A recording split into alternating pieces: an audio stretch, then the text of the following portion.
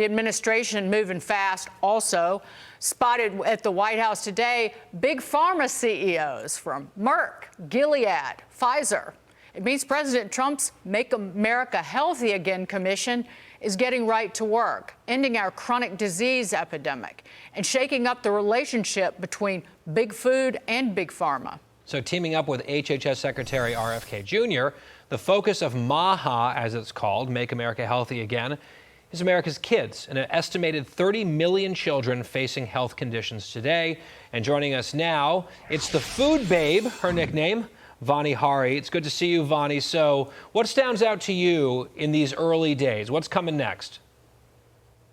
Well, we're going to be spending the next 100 days aggressively studying why we have 3.4 million children on ADHD medication, why 1 in 36 children have autism, why 38% of preteens ages 12 to 18 are pre-diabetic in this country, why we have the worst health outcomes, but we spend the most on healthcare. Right now, the conflicts of interest that have existed in our government structures, in our regulatory agencies, have prevented real science from being considered to make common sense legislation that protects the American people. And it's time for that to change.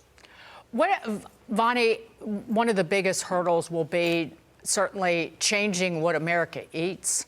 And this goes to big food and big pharma. Again, rather than fixing what we eat in the obesity epidemic in this country, the solution was to create a drug that people inject that helps them lose weight.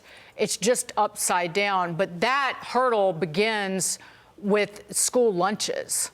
And that's something that I don't want to say it's impossible to fix, but how do you progress from here? Well, we have some very important things to tackle. And the first thing that I really want to see done is the fact that American food companies have figured out a way to make their products safer and better for citizens overseas using less toxic ingredients, less poisonous ingredients, and the exact same products that they sell here in the United States, but they're selling them with toxic additives. For example, Fruit Loops here in America that's served in schools across the nation have artificial food dyes that affect children's brains and their learning. But in Korea, India, Australia, Canada, all of Europe, Fruit Loops is made without these artificial food dyes. That's just one example of the bigger problem that American companies are engaging in, which is extremely hypocritical and unethical.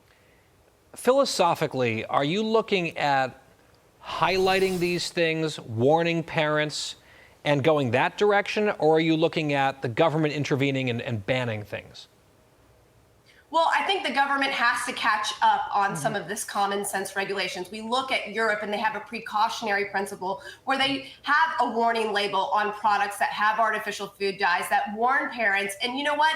When that warning label took effect in 2010, over 15 years ago, the food companies didn't want to put that warning label on their products, so they reformulated. So that's one way to get these companies to act the right way. But the second way is to just educate the public the truth about these additives that have been inundated into our food supply, that have been invented to improve the bottom line of the food industry and not improve our health. There's so many topics we can cover. Vani Hari, thank you so much for being here. But it's a new day. Thank you. And it's just the dawn, and we can't wait until even noontime. Thank you again.